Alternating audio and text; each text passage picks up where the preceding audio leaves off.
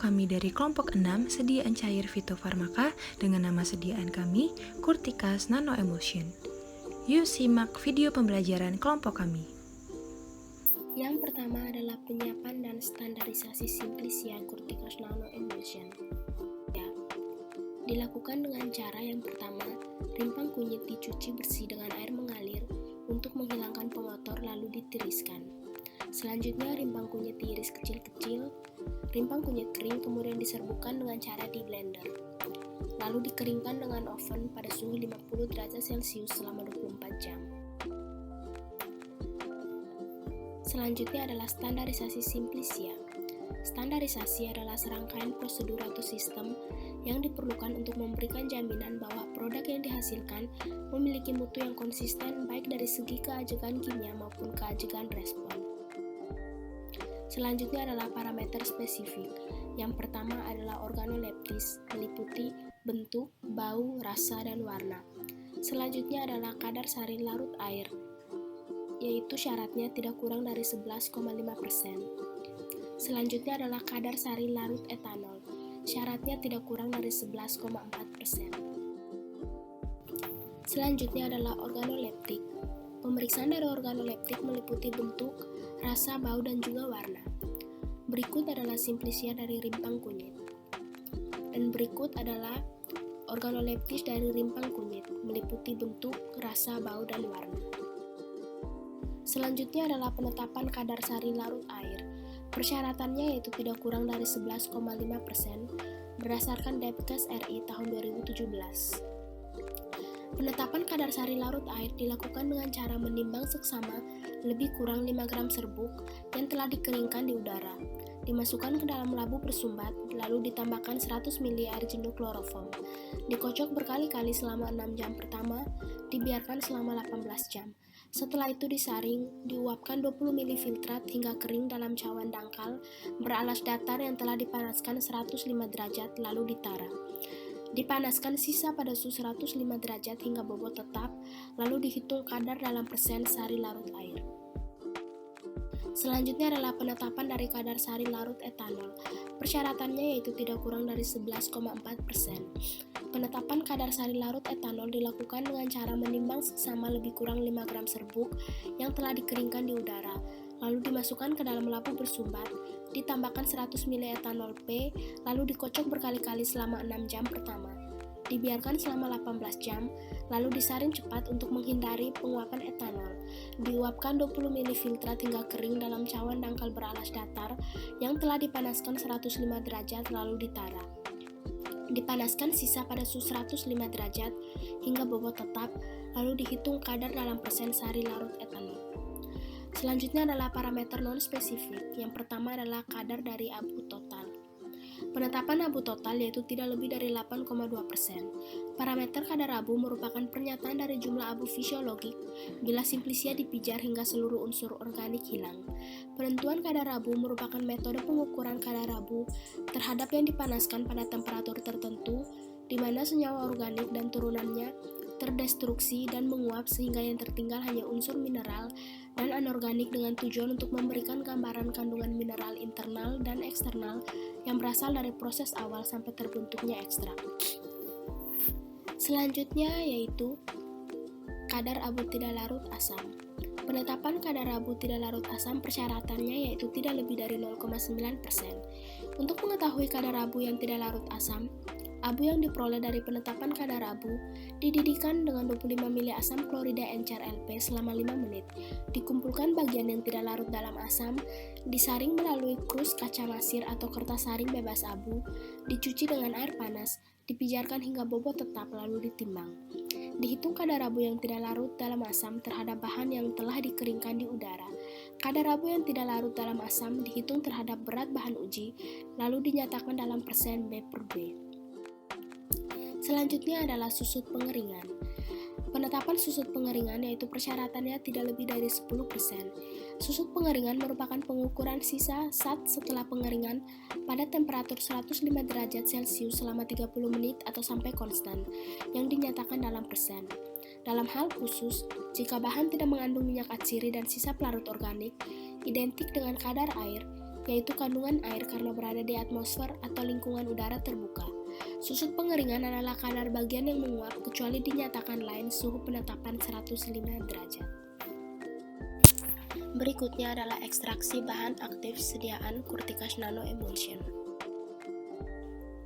Apa itu ekstraksi? Ekstraksi adalah jenis pemisahan satu atau beberapa bahan dari suatu padatan atau cairan. Faktor-faktor yang mempengaruhi ekstraksi antara lain yaitu ukuran bahan baku, pemilihan pelarut, waktu proses ekstraksi, serta suhu ekstraksi. Selanjutnya adalah maserasi. Maserasi merupakan suatu metode ekstraksi dengan proses perendaman bahan dengan pelarut yang sesuai dengan senyawa aktif yang akan diambil dengan pemanasan rendah atau tanpa adanya proses pemanasan. Pada saat proses perendaman bahan, akan terjadi pemecahan dinding sel dan membran sel yang diakibatkan oleh perbedaan tekanan antara luar sel dengan bagian dalam sel, sehingga metabolit sekunder yang ada dalam sitoplasma akan pecah dan terlarut pada pelarut organik yang digunakan. Berikut adalah pembuatan ekstrak rimpang kunyit. Yang pertama, ekstraksi dilakukan dengan metode maserasi dengan cara serbuk rimpang kunyit diayak terlebih dahulu dengan pengayak 80 mes. Selanjutnya ditimbang 40 gram serbuk rimpang kunyit, dimasukkan ke dalam toples dan ditambahkan pelarut etanol 96% dengan perbandingan bahan banding pelarut yaitu 300 gram banding 1800 ml. Setelah bahan tercampur, pelarut dimaserasi selama 3 hari sambil diaduk beberapa kali, lalu dilakukan remaserasi sebanyak 2 kali. Selanjutnya dilakukan penyaringan pertama menggunakan kertas saring. Larutan hasil penyaringan atau filtrat yang masih bercampur dengan pelarut selanjutnya dipisahkan dan diuapkan menggunakan rotary evaporator atau rotaf pada suhu 40 derajat Celcius hingga didapatkan ekstrak kental kunyit. Perhitungan rendaman ekstrak rimpang kunyit. Rendaman ekstrak sama dengan berat ekstrak rimpang kunyit dalam gram dibagi berat serbuk rimpang kunyit dalam gram dikali 100%. Baik, selanjutnya standarisasi ekstrak etanol rimpang kunyit Curcuma domestica var. Curticas Nano Emulsion. Standarisasi adalah serangkaian prosedur atau sistem yang diperlukan untuk memberikan jaminan bahwa produk yang dihasilkan memiliki mutu yang konsisten, baik dari segi keajegan kimia maupun keajegan respon. Standarisasi memiliki parameter, yaitu parameter spesifik dan parameter non-spesifik. Parameter spesifik yaitu identitas, dan parameter non-spesifik terdiri dari 3, yaitu kadar air, kadar abu total, dan kadar abu tidak larut asam. Standarisasi parameter spesifik. Identitas ekstrak. Identitas ekstrak memberikan identitas objektif dari nama dan spesifik dari senyawa identitas. Identitas ekstrak meliputi deskripsi tata nama yang terdiri dari nama ekstrak, yaitu Curcumae domesticae rhizomae extractum spisum. Nama latin tumbuhan, yaitu Curcuma domestica var. Bagian tumbuhan yang digunakan yaitu Curcumae domesticae rhizoma. Nama Indonesia tumbuhan yaitu kunyit, dan senyawa identitas adalah kurkumin. Berikut merupakan struktur kurkumin. Adapun pemberian ekstrak yaitu ekstrak kental, warna kuning, bau khas, dan rasa agak pahit. Berikut merupakan gambar ekstrak kental. Standarisasi parameter non-spesifik. Yang pertama, kadar air. Adapun prosedur pengujian kadar air, dibersihkan tabung penerima dan pendingin, dibilas, dikeringkan. Kemudian ditimbang seksama sejumlah bahan yang diperkirakan mengandung 1-4 ml air, dimasukkan ke dalam labu kering, ditambahkan batu tidih secukupnya. Kemudian dimasukkan lebih kurang 200 ml tuluen jenuh air ke dalam labu, pasangkan rangkaian alat. Dimasukkan tuluen jenuh air ke dalam tabung penerima melalui pendingin sampai leher alat penampung. Dipanaskan labu hati-hati selama 15 menit. Diatur penyulingan dengan kecepatan lebih kurang 2 tetes setiap detik, kemudian dinaikkan kecepatan 4 tetes setiap detik. Setelah semua air tersuling, bagian dalam pendingin dicuci dengan tuluan jenuh air. Dilanjutkan penyulingan selama 5 menit. Dinginkan tabung penerima hingga suhu ruang. Kemudian dibaca volume air setelah air dan tuluan memisah sempurna. Kadar air dihitung dalam persen volume per bobot. Adapun syarat kadar air yaitu kurang dari 10%. Selanjutnya ada kadar abu total. Adapun prosedur pengujian kadar abu total yaitu ditimbang seksama 2-3 gram bahan uji yang telah dihaluskan dan dimasukkan ke dalam krus silikat yang telah dipijar dan dikarang. Pijarkan perlahan-lahan hingga arang habis. Kemudian didinginkan dan ditimbang.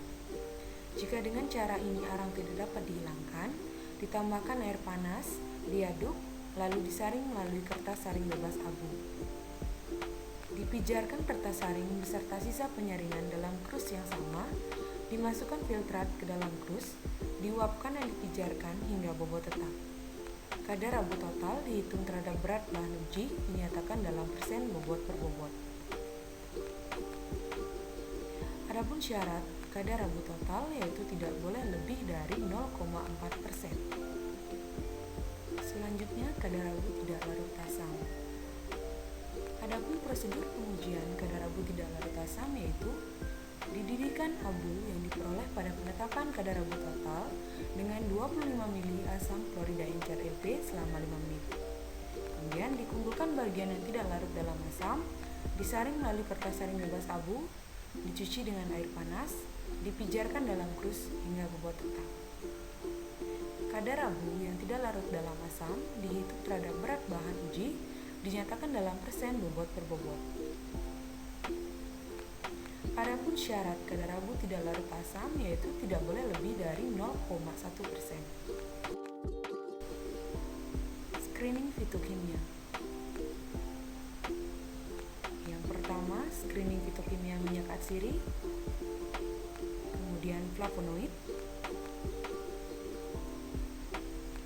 tanin dan fenol, triterpenoid dan steroid, dan alkaloid. Screening fitokimia yang pertama yaitu uji minyak atsiri. Ada prosedur ujinya yaitu larutan uji sebanyak 1 ml dipipet lalu diuapkan di atas cawan porselin hingga diperoleh residu. Hasil positif minyak atsiri ditandai dengan bau yang khas yang dihasilkan oleh residu tersebut. Selanjutnya, uji flavonoid. Adapun prosedur ujinya yaitu melarutkan ekstrak dalam etanol mendidih, kemudian ditambahkan FeCl3. Sampel tidak menunjukkan hasil positif mengandung flavonoid karena tidak terbentuk warna hijau atau hitam pekat setelah penambahan FeCl3. Hal ini dikarenakan senyawa golongan flavonoid ini lebih larut dalam pelarut polar seperti metanol. Selanjutnya uji tanin dan fenol. Adapun prosedur ujinya yaitu sebanyak 5 ml ekstrak etanol rimpang kunyit dimasukkan ke dalam tabung reaksi, lalu ditambahkan 5 tetes NaCl 10%, kemudian larutan dibagi menjadi 2 bagian ke dalam tabung reaksi yang berbeda.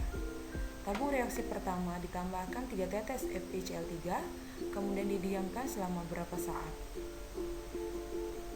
Terjadinya perubahan warna menjadi warna hijau kehitaman, menandakan adanya senyawa fenol dan tanin yang terkandung dalam sampel tersebut.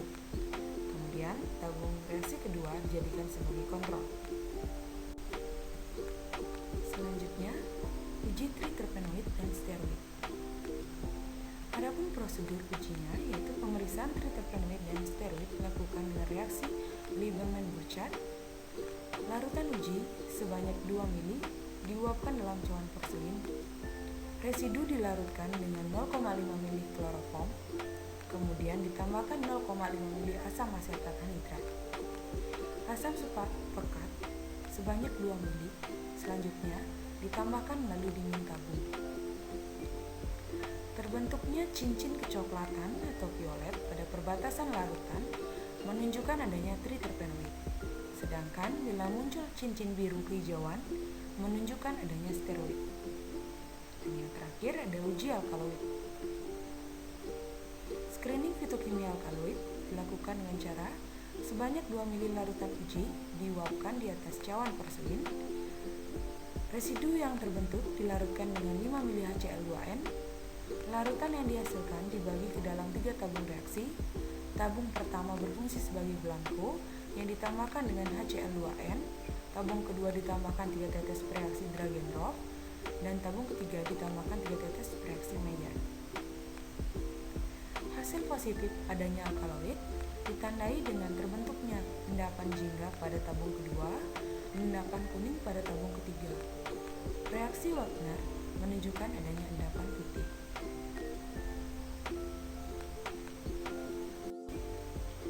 Selanjutnya, praformulasi nanoemulsi. Corticas nanoemulsion. Identitas kunyit Curcuma domestica Linn, yaitu nama ekstrak Curcumae domesticae rhizomae extractum spisum, nama latin tumbuhan yaitu Curcuma domestica Linn, bagian tumbuhan yang digunakan yaitu Curcumae domesticae rhizoma, nama Indonesia tumbuhan yaitu kunyit, senyawa identitas yaitu kurkumin. Kandungan kunyit.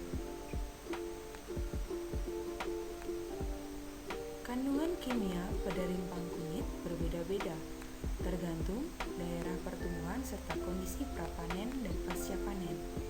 Rimpang kunyit yang tua biasanya mengandung pati, protein, selulosa, beberapa mineral, kurkuminoid, dan minyak atsiri. Komponen yang paling banyak pada kunyit adalah pati yang berkisar 40-50%. Khasiat kunyit. Kunyit Curcuma domestica Linn merupakan salah satu tanaman obat tumbuh-tumbuhan yang berpotensi untuk dibudidayakan. Menurut Pusada Bali, yakni pada Pusada Tarup Pramana, rimpang kunyit dapat digunakan untuk penyakit badan lemah, pucat, dan penglihatan berkunang-kunang atau anemia. Namun, pada beberapa laporan penelitian menyebutkan bahwa rimpang kunyit dapat digunakan antara lain mengobati gusi bengkak, luka, sesak napas, sakit perut, bisul, sakit limpa, usus buntu, encok, gangguan pencernaan, perut kembung, dan menurunkan tekanan darah. Kunyit juga dapat digunakan sebagai bahan pewarna, bahan campuran kosmetika, bakterisida, fungisida, dan stimulan. Identitas bahan. Yang pertama, ekstrak etanol rimpang kunyit sebagai zat aktif, kemudian VCO sebagai fase minyak, WIN80 sebagai surfaktan, PIG 400 sebagai kosurfaktan, dan Aquades sebagai fase air. Kurkumin. Berikut merupakan struktur kurkumin. Pemberian. Kurkumin yaitu bau khas aromatik, rasa agak pahit, agak pedas, lama-kelamaan menimbulkan rasa tebal. Kelarutan. Kurkumin sukar larut dalam air, sukar larut dalam netar, mudah larut alkohol dan asam asetat glasial. Sangat mudah larut pada etanol dan asam asetat. Titik leleh kurkumin yaitu 356 sampai 361 derajat Fahrenheit. Identifikasi kurkumin. Senyawa kurkumin dapat memberikan fluoresensi berwarna kuning, jingga hingga jingga kemerahan yang kuat di bawah sinar UV. Stabilitas. Stabilitas dari kurkumin sangat dipengaruhi oleh pH lingkungan dan cahaya, sehingga kurkumin harus dijaga pada pH kurang dari 7 dan diperhatikan sensitivitasnya terhadap cahaya. Khasiat dan kegunaan. Menurut hasil beberapa penelitian, kurkumin mempunyai aktivitas farmakologis sebagai anti kanker, anti-inflamasi, antioksidan, dan meningkatkan sistem imun yaitu imunomodulator. Uji toksisitas kurkumin. uji toksisitas akut dilakukan pada hewan coba mencit. Pemberian dosis toksik fraksi etilasetat dan heksan pada kelompok perlakuan 2-9 dilakukan 1 kali atau single dosis secara intragastrik menggunakan sonde lambung. Kelompok kontrol dicekok dengan NaCl fisiologis sebanyak 1 mili. Sebelum dicekok, mencit dipuasakan dahulu selama 24 jam. Pengamatan gejala klinis dan kematian dilakukan selama 48 jam. Pada akhir penelitian, semua hewan coba dikorbankan nyawanya dan dinekropsi. Pada penelitian yang dilakukan oleh Harnita dan Ratji pada tahun 2005, digunakan 45 ekor mencit jantan galur DDY berumur 2,5 bulan dengan bobot antara 22-25 gram. Pemberian ekstra etanol rempang kunyit maupun kurkumin secara peroral pada uji intoksikasi akut pada tikus, marmut, dan monyet menunjukkan bahwa ekstrak etanol rempang kunyit dan kurkumin bersifat tidak toksik.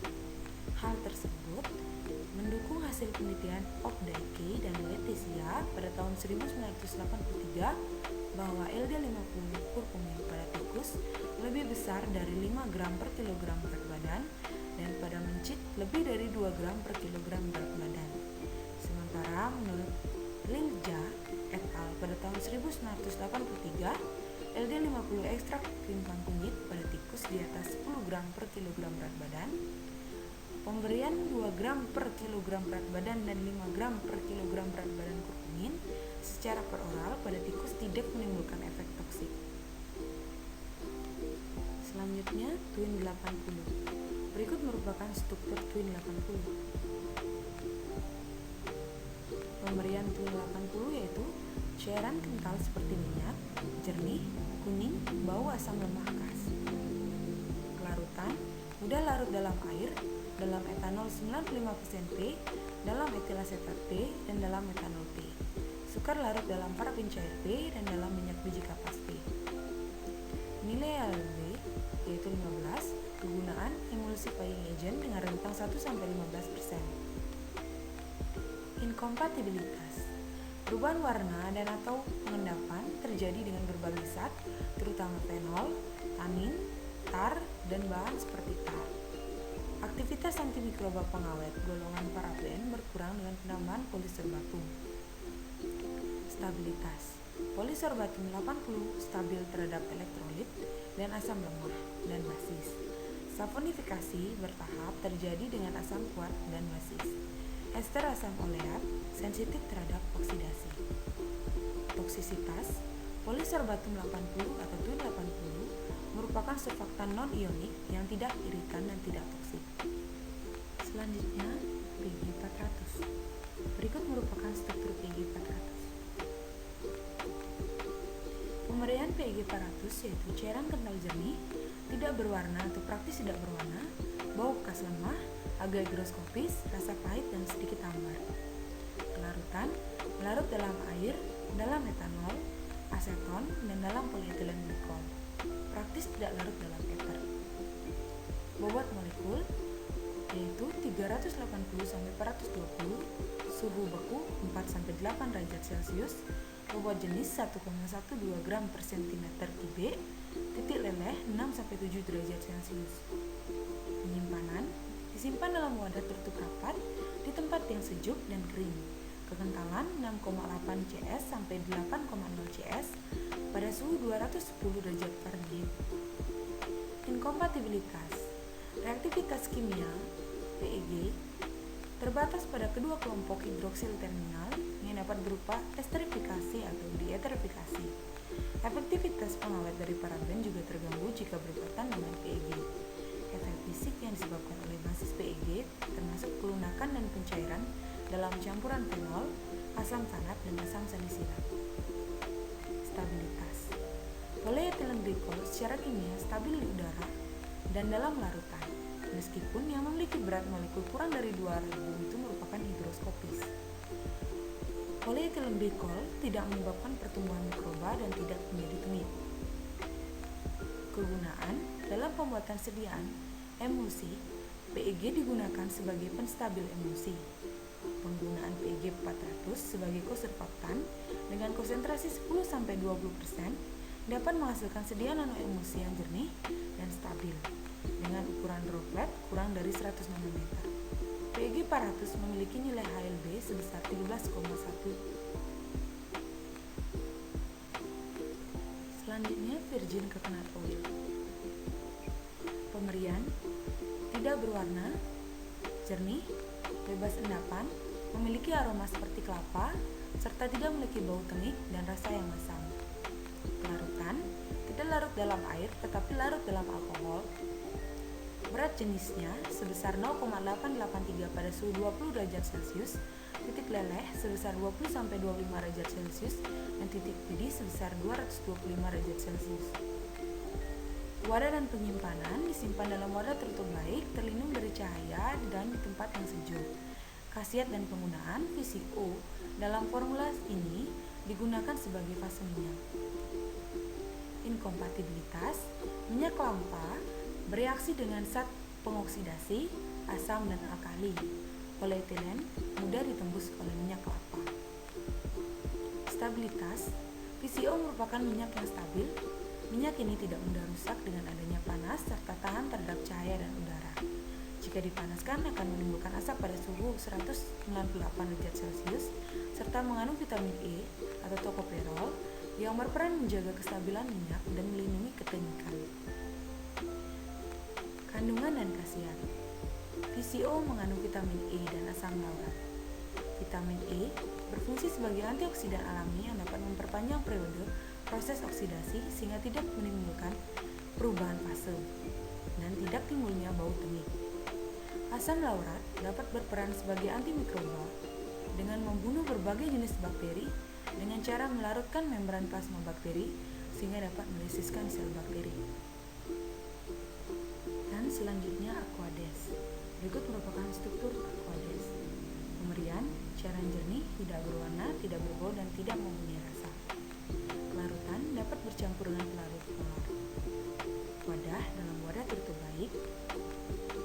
Khasiat dan penggunaan: Aquades digunakan sebagai pelarut dan pembawa pada formulasi farmaseutika. Berat molekul sebesar 18,02 gram per mol.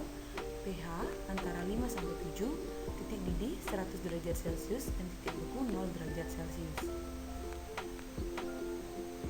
Metode: nanoemulsi merupakan sediaan yang stabil secara termodinamik, dispersi transparan dari minyak dan air yang distabilisasi oleh interfasial film, molekul surfaktan dan kosurfaktan, dan memiliki ukuran droplet kurang dari 100 nanometer. Keuntungan nanoemulsi ialah dapat meningkatkan absorpsi, membantu melarutkan obat yang bersifat lipofilik, meningkatkan bioavailabilitas, dapat digunakan untuk pemberian obat rute oral, topikal, dan intravena, tidak menimbulkan masalah inheren, creaming, flokulasi, polesen, dan sedimentasi, memiliki tegangan permukaan yang tinggi, dan energi bebas yang menjadikan nanoemulsi sebagai sistem transport yang efektif, membutuhkan jumlah energi yang relatif sedikit, dan stabil secara termodinamik. Tipe nanoemulsi bergantung pada komposisi atau bahan yang digunakan, di mana nanoemulsi ekstrak rimpang kunyit merupakan tipe nanoemulsi minyak dalam air, berupa tetesan minyak yang terdispersi di dalam fase air. Nanoemulsi mengandung komponen utama yaitu zat aktif, yaitu ekstrak etanol limpah kunyit, fase minyak yaitu virgin coconut oil, fase air yaitu Aquades, surfaktan yaitu Twin 80, serta kosurfaktan yaitu PEG 400. Nanoemulsi ekstrak limpah kunyit dibuat menggunakan metode energi tinggi yaitu sonikasi yang memanfaatkan gelombang ultrasonik. Metode sonikasi menggunakan peralatan mekanik dalam pembentukan nanoemulsi yang mampu memecah fase minyak dan air. Titik kritis. Titik kritis nanoemulsi ekstrak limpah kunyit terdapat pada proses sonikasi. Yang pertama, frekuensi. Semakin tinggi frekuensi, maka memperkecil tekanan minimum. Energi lebih banyak diperlukan untuk pembentukan kavitasi dalam sel. Yang kedua, viskositas pelarut. Semakin kental, maka kavitasi atau proses pengecilan partikel semakin sulit dan efisiensi proses berkurang. Yang ketiga, tegangan permukaan dan tekanan uap berbanding lurus dengan kavitasi. Dan yang keempat, suhu. Semakin tinggi suhu, maka kavitasi semakin mudah terbentuk. Stabilitas nanoemulsi. Stabilitas nanoemulsi. Ketidakstabilan suatu nanoemulsi memungkinkan dapat dipengaruhi oleh kontaminasi dan pertumbuhan mikroba serta perubahan fisik dan kimia lainnya pada nanoemulsi. Di samping itu, suatu nanoemulsi dianggap tidak stabil secara fisik apabila yang pertama, fase dalam atau fase terdispersi pada fase diam cenderung untuk membentuk agregat dari bulatan-bulatan. Yang kedua, jika bulatan-bulatan atau agregat dari bulatan naik ke permukaan atau turun ke dasar nanoemulsi tersebut, akan membentuk suatu lapisan pekat dari fase dalam. Yang ketiga, jika semua atau sebagian dari fase dalam tidak teremulsi dan membentuk suatu lapisan yang berbeda pada permukaan atau pada dasar nanoemulsi yang merupakan hasil dari bergabungnya bulatan-bulatan fase diam. Uji karakteristik. Uji karakteristik nanoemulsi. Yang pertama, uji stabilitas fisik nanoemulsi. Uji ini dapat dilakukan dengan uji sentrifugasi ultra. Sentrifugasi ultra adalah suatu teknik pemisahan zat-zat yang memiliki perbedaan berat jenis dengan cara memutar campuran tersebut pada suatu piringan. Yang kedua, uji kejernihan. Uji ini dapat dilakukan menggunakan spektrofotometer UV vis dengan parameter persen transmitan. Jika hasil persen transmitan mendekati 100%, maka sampel tersebut memiliki kejernihan atau transparansi yang mirip dengan aqueous, sehingga diperkirakan tetesan emulsi mencapai ukuran nanometer. Yang ketiga, ukuran partikel droplet nanoemulsi. Uji ini ditentukan menggunakan photon correlation spectroscopy. Ukuran partikel nanoemulsi diharapkan kurang dari 100 nanometer. Dan yang keempat adalah pengujian zeta potensial. Uji ini dimaksudkan untuk mengidentifikasi muatan partikel dalam emulsi. Semakin tinggi nilai zeta potensial, maka akan semakin mencegah terjadinya fluktuasi. Selanjutnya yaitu formulasi sediaan ketika nanoemulsion sebagai imunomodulator. Selanjutnya, bahan yang digunakan dalam formulasi sediaan, yang pertama ada ekstrak etanol rimpang kunyit, yang kedua ada VCO, ketiga Twin 80, keempat PEG 400, dan yang kelima Aquades. Berikut merupakan formula dari nanoemulsi yang kami gunakan. Yang pertama ada ekstrak etanol rimpang kunyit, kegunaan sebagai zat aktif dengan persentase yang sama untuk ketiga formula. Kemudian ada VCO sebagai fase minyak dengan persentase yang sama. Kemudian ada Twin 80 sebagai surfaktan memiliki persentase yang berbeda untuk ketiga formula. Kemudian ada PEG 400 sebagai kosurfaktan dengan persentase yang berbeda pula. Kemudian Aquades sebagai fase air dengan persentase yang sama untuk ketiga formula. Selanjutnya yaitu penimbangan sediaan. Berikut merupakan tabel penimbangan sediaan untuk formula 1, formula 2, dan formula 3 serta fungsi bahannya yang dapat dilihat pada tabel berikut. Acuan formula sediaan nanoemulsi. Mana acuan formula menurut penelitian Hidayati tahun 2020, penggunaan Twin 80 sebagai surfaktan dan PEG 400 sebagai kosurfaktan dengan masing-masing formulasi memberikan hasil sebagai berikut. Yang mana formula 1 dengan persentase transmitan sebesar 98,99%, ukuran partikel nanoemulsi 24,98 nanometer, kemudian indeks polidiversitas yaitu 0,261, formula 2 memiliki persentase transmitan 97,76%, ukuran partikel nanoemulsi yaitu 25,94 nanometer, indeks polidiversitas 0,273, kemudian formula 3 memiliki persentase transmitan 96,11%, ukuran partikel nanoemulsi 52,42 nanometer, kemudian indeks polidiversitas 0,363. Sediaan emulsi yang baik memiliki persentase transmitan mendekati 100 yang berarti semakin jernih suatu sediaan nanoemulsi. Kemudian ukuran partikel nanoemulsi kurang dari 100 nanometer memiliki indeks polidiversitas mendekati angka 0 yang mengindikasikan bahwa dispersi yang homogen. Dalam melakukan formulasi, kita perlu untuk melakukan optimasi dari bahan yang digunakan. Yang pertama, alasan kita untuk mengoptimasi surfaktan dan kosurfaktan, yaitu yang mana kosurfaktan dan surfaktan merupakan titik kritis dari sediaan nanoemulsi. Kemudian, surfaktan dan kosurfaktan mempengaruhi viskositas dan kestabilan nanoemulsi dengan menurunkan tegangan antarmuka minyak dan air.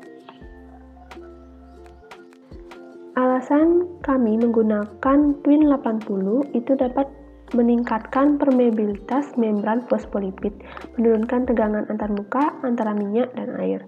Kemudian, kami juga menggunakan PEG 400, di mana PEG 400 mampu membantu kelarutan zat yang terlarut dalam medium dispersi dengan meningkatkan fleksibilitas lapisan sekitar area droplet dan menstabilkan lapisan pada globul menjadi lebih konstan. Twin 80 dan PEG 400 dapat meningkatkan dispersi, menurunkan tegangan antarmuka, meningkatkan luas area nanoemulsi sehingga menurunkan energi bebas ke wilayah yang lebih paling rendah, maka menghasilkan nanoemulsi yang lebih stabil dan wilayah nanoemulsi yang lebih luas. Selanjutnya yaitu alasan kami menggunakan VCO, yaitu pertama, VCO yang berperan sebagai fase minyak terdispersi menjadi droplet yang berukuran nano. VCO dipilih sebagai fase minyak karena VCO dapat berikatan dengan Twin 80. VCO stabil pada suhu rendah dan tinggi karena mengandung asam lemak. Kemudian, metode pembuatan sediaan nanoemulsi. Nanoemulsi merupakan sediaan yang stabil secara termodinamik, dispersi transparan dari minyak dan air yang distabilisasi oleh interfasial film molekul surfaktan dan kosurfaktan serta memiliki ukuran droplet 20-200 nanometer. Dalam pembuatan sediaan nanoemulsi terdapat dua metode yang dapat digunakan, ada high energy method dan low energy method. Dalam pembuatan nanoemulsi, kami menggunakan metode dengan energi tinggi. Alasan kami tidak memilih energi rendah, yaitu energi yang dibutuhkan rendah, sehingga ukuran droplet yang dihasilkan kurang seragam. Pembuatan nanoemulsi secara spontan membutuhkan surfaktan dengan jumlah yang lebih banyak untuk menghasilkan sediaan dengan ukuran droplet 20-200 nanometer.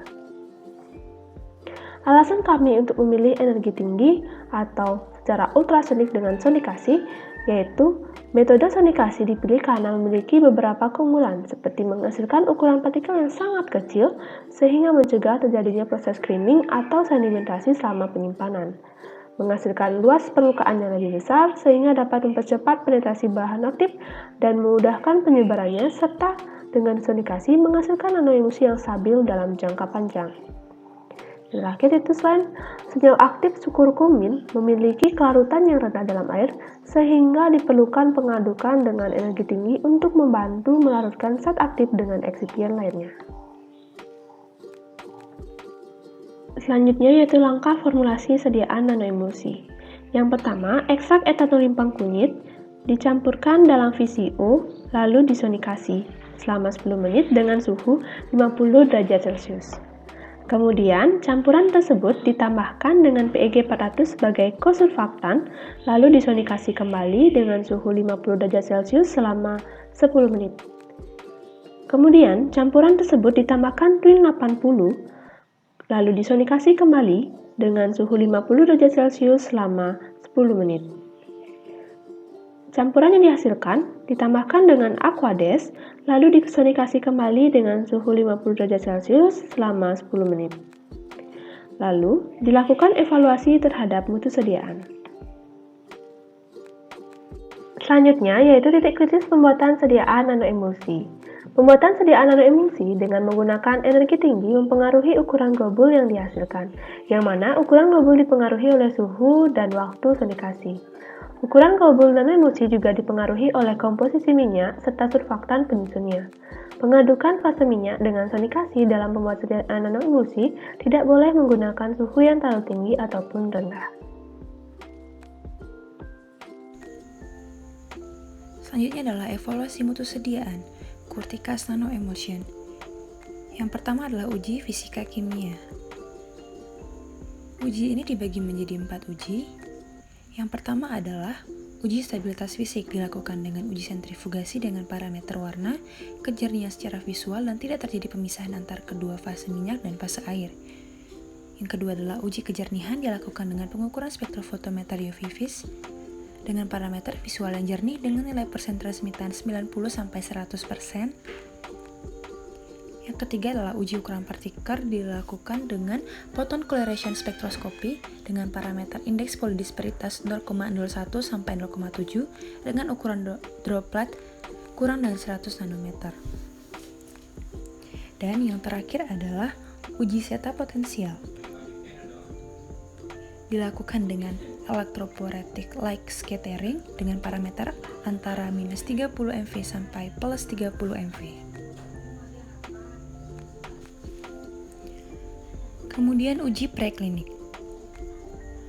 Acuan formula sedia nanoemulsi, di mana menurut penelitian Hidayat di tahun 2020, penggunaan Twin 80 sebagai surfaktan dan PEG 400 sebagai kosurfaktan dengan masing-masing formulasi memberikan hasil sebagai berikut, di mana formula 1 dengan persen transmitan 98,99% dengan ukuran nano emulsi yaitu 24,98 nanometer dengan indeks polidisperitas 0,261.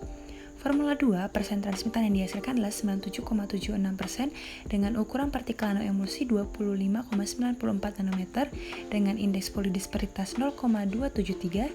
Dan formula 3, dengan persen transmitan 96,11% dengan ukuran partikel nanoemulsi 52,42 nanometer dengan indeks polidisperitas 0,363. Di mana sediaan nanoemulsi yang baik memiliki persen transmitan mendekati 100%, yang berarti semakin jenis sediaan nanoemulsi. Dengan ukuran partikel nanoemulsi kurang dari 100 nanometer, dengan indeks polidisperitas mendekati angka 0 yang mengidentifikasikan dispersi yang homogen. Selanjutnya adalah uji farmakologi. Hewan uji yang digunakan pada uji ini adalah 15 ekor tikus putih strain Wistar berat 250-300 gram yang telah diaklimatisasi selama 1 minggu. Dengan perlakuan hewan uji di mana tikus yang telah diaklimatisasi selama 1 minggu kemudian dibagi menjadi 3 kelompok, yaitu kelompok pertama merupakan kontrol positif, tikus diberikan imbus forte 0,975 mg per kilogram berat badan. Kelompok 2 merupakan kontrol negatif dengan tikus yang diberikan NaCMC 1%. Dan kelompok 3 merupakan kelompok uji dengan tikus yang diberikan ekstrak rimpang kunyit dalam dosis 0,1905 mg per 20 gram berat badan. Kemudian perhitungan keasaman bebas yang dilakukan dengan mentitrasi volume residu lambung tikus putih yang telah diberikan perlakuan dengan natrium hidroksida 0,1 mol per liter menggunakan reaksi Toever sampai menjadi warna salmon. Jika cairan lambung mengandung partikel makanan, maka harus disentrifugasi terlebih dahulu. Dengan menggunakan pH meter atau kertas pH, perkiraan keasaman sampel dapat diukur, di mana parameternya adalah jika pH di atas 3,5, tidak ada asam bebas. Perhitungan keasaman bebas dapat dihitung dengan rumus sebagai berikut. Selanjutnya adalah perhitungan keasaman total. Ini ditentukan dengan titrasi dengan NaOH 0,10 mol per liter menggunakan fenol merah sebagai indikator yang ditambahkan ke spesimen lambung. Spesimen lambung dititrasi menjadi pH 7 untuk menghitung keasaman total. Perhitungan keasaman total dapat dilihat pada rumus sebagai berikut.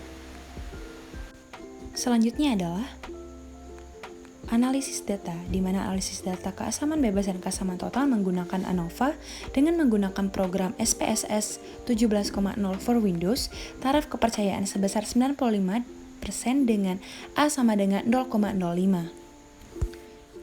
Selanjutnya adalah uji toksisitas akut.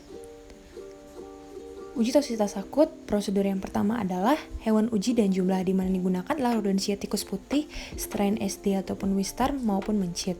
Dengan syarat hewan uji sehat, umur 5-6 minggu untuk mencit, 8-12 minggu untuk tikus, dan sekurang-kurangnya 3 kelompok yang masing-masing kelompok terdiri dari 5 ekor jenis kelamin yang sama. Dengan pemerataan penyebaran berat badan yang tidak melebihi 20% dari rata-rata berat badan. Jika digunakan hewan uji berkelamin betina, maka hewan uji tersebut harus nulipara dan tidak sedang bunting. Dosis uji sekurang-kurangnya digunakan 3 dosis berbeda. Dosis terendah adalah dosis tertinggi yang sama sekali tidak menimbulkan kematian. Dosis tertinggi adalah dosis terendah yang menimbulkan kematian 100%. Dosis diberikan bertingkat yaitu 5, 50, 500, dan 5000 mg per kilogram berat badan dengan interval dosis yang mampu menghasilkan rentang toksisitas dan angka kematian. Di data ini maka diperoleh suatu kurva dosis respon yang dapat digunakan untuk menghitung nilai LD50. Batas uji. Bila hingga dosis 5000 mg per kilogram berat badan pada tikus tidak menimbulkan kematian, maka uji tidak perlu dilanjutkan dengan menggunakan dosis bahan uji yang lebih tinggi. Kemudian penyiapan sediaan uji. Sediaan uji dilarutkan dengan bahan pembawa yang sesuai, misalnya aqua destilat ataupun minyak nabati yang sesuai dengan dosis yang dikehendaki. Selanjutnya adalah volume pemberian sediaan uji. Yang umumnya sediaan uji diberikan dalam volume yang tetap selama pengujian dengan konsentrasi berbeda, akan tetapi jika bahan uji berupa cairan atau campuran cairan sebaiknya digunakan dalam bentuk tidak diencerkan atau konsentrasi tetap. Jumlah cairan maksimal yang dapat diberikan tergantung pada ukuran hewan uji, dan pada rodensia jumlah normalnya tidak melampaui 1 ml per 100 gram berat badan, namun bila pelarutnya air maka diberikan hingga 2 ml per 100 gram berat badan. Di mana penyiapan sediaan uji juga tergantung dari formulasi bahan uji. Pemilihan cairan untuk suspensi atau emulsi yang aqueous lebih dianjurkan daripada larutan suspensi atau emulsi yang larut dalam minyak seperti minyak jagung. Dan apabila menggunakan pelarut non-aqueous, maka karakteristik toksisitas cairan pembawa sudah harus diketahui. Pemberian sediaan uji. Hewan uji harus dipuasakan terlebih dahulu sebelum perlakuan, di mana tikus dipuasakan selama 14 jam sampai 18 jam, mencit dipuasakan selama 3 sampai 4 jam, dan air minum boleh diberikan. Setelah dipuasakan, hewan ditimbang dan diberikan sediaan uji. Sediaan uji diberikan dalam dosis tunggal dengan menggunakan sonde, dan pada keadaan yang tidak memungkinkan untuk diberikan dosis dengan suatu kali pemberian, sediaan uji dapat diberikan beberapa kali dalam jangka waktu pemberian saat tidak boleh melampaui dari 24 jam. Setelah diberikan perlakuan, pakan boleh diberikan kembali setelah 3-4 jam untuk tikus dan 1-2 jam untuk mencit. Bila sediaan uji diberikan beberapa kali, maka pakan boleh diberikan setelah perlakuan tergantung pada lama periode pemberian sediaan uji tersebut. Pengamatan dilakukan setiap hari selama kurang-kurangnya 14 hari terhadap sistem kardiovaskular, pernafasan, somatomotor, kulit, bulu, mukosa, mata, dan sebagainya. Dan hewan uji yang sekarat dikorbankan dan dimasukkan dalam perhitungan sebagai hewan yang mati. Hewan ditimbang sedikitnya 2 kali dalam 1 minggu. Selanjutnya adalah pengumpulan dan analisis data. Pengumpulan data masing-masing hewan harus tersedia dan semua data harus diringkas dalam bentuk tabel yang menunjukkan dosis uji yang digunakan, jumlah hewan yang menunjukkan gejala toksisitas, jumlah hewan ditemukan mati selama uji, dan yang mati karena sekarat. Analisis data, nilai LD50 dihitung dengan metode Thomson and Well, Litchfield and Wilson, Miller and Taylor, regresi linier, atau metode statistik lainnya. Semua hewan yang mati, baik yang mati dengan sendirinya atau sekarat, digabungkan jumlahnya untuk perhitungan nilai LD50. Prosedur pengujian uji toksisitas akut ini dihimpun dari BPOM RI tahun 2014. Selanjutnya adalah uji toksisitas subkronik. Selanjutnya adalah prosedur uji toksisitas subkronik. Hewan uji yang digunakan adalah rodensia tikus putih atau mencit, dengan syarat hewan uji adalah sehat umur 6-8 minggu, dengan masing-masing kelompok dosis menggunakan minimal 20 yang terdiri dari 10 ekor jantan dan 10 ekor betina untuk setiap kelompok dosis. Selain itu juga perlu dapat disediakan juga 2 kelompok tambahan, yaitu grup satelit minimal 20 hewan yang terdiri dari 10 ekor jantan dan 10 ekor betina untuk kelompok kontrol dan kelompok dosis tinggi. Dosis uji, sekurang-kurangnya digunakan 3 kelompok dosis, yaitu 1 kelompok kontrol dan 2 kelompok satelit yang terdiri dari kelompok dosis tinggi dan kelompok kontrol untuk setiap jenis kelamin. Dosis bahan uji yang paling tinggi harus menimbulkan efek toksis tapi tidak menimbulkan kematian atau gejala toksisitas yang berat. Dosis menengah menimbulkan gejala toksis yang lebih ringan, sedangkan dosis yang paling rendah tidak menimbulkan gejala toksik Berikut adalah tabel dari kelompok hewan uji dan perlakuan yang diberikan, di mana kelompok 1 merupakan kelompok kontrol, kelompok 2 merupakan kontrol negatif, kelompok 3, 4, dan 5 merupakan kelompok perlakuan yang diberikan sediaan nanoemulsi ekstrak rimpang kunyit dengan waktu pemberian yaitu 28 hari untuk setiap kelompok. Berikutnya adalah batas uji, di mana bila dosis 1000 mg per kilogram berat badan tidak menghasilkan efek toksik, dosis tidak perlu dinaikkan lagi meskipun dosis yang diharapkan untuk manusia belum tercapai. Selanjutnya dilakukan monitoring berat badan dan konsumsi makanan, pengambilan darah, pemeriksaan hematologi, pemeriksaan biokimia klinis, pemeriksaan makropatologi. Pada pengambilan darah diambil menggunakan alat suntik steril dan selalu dijaga agar tidak terkena air untuk menghindari terjadinya hemolisis. Setelah hewan dianestesi dengan ether, darah diambil dari vena jugularis secara perlahan menggunakan alat suntik steril sebanyak 3-5 ml.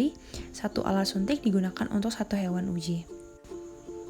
Selanjutnya adalah penyiapan sediaan uji. Sediaan uji dilarutkan dengan bahan pembawa yang sesuai sampai dengan dosis yang dikehendaki. Cara pemberian dan volume pemberian, di mana pada dasarnya cara pemberian sediaan uji harus disesuaikan dengan cara pemberian atau pemaparan yang diterapkan pada manusia. Selanjutnya adalah waktu pemberian sediaan uji. Sediaan uji diberikan setiap hari atau minimal 5 hari dalam 1 minggu selama 90 hari.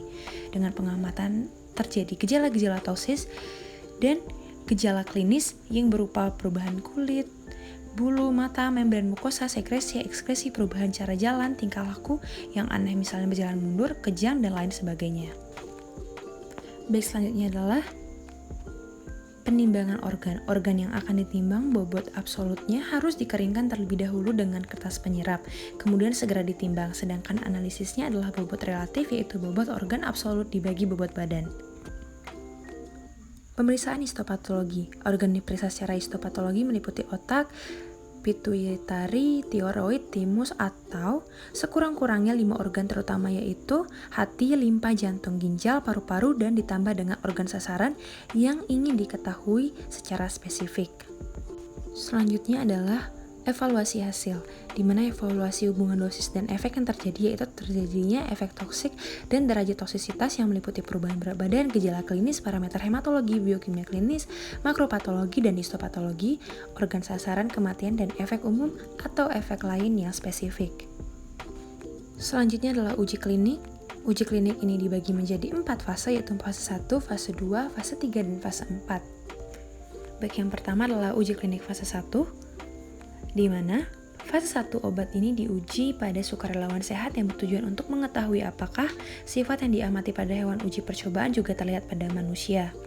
Pada fase 1 ditentukan hubungan dosis dengan efek yang ditimbulkan dan profil farmakokinetik obat pada manusia.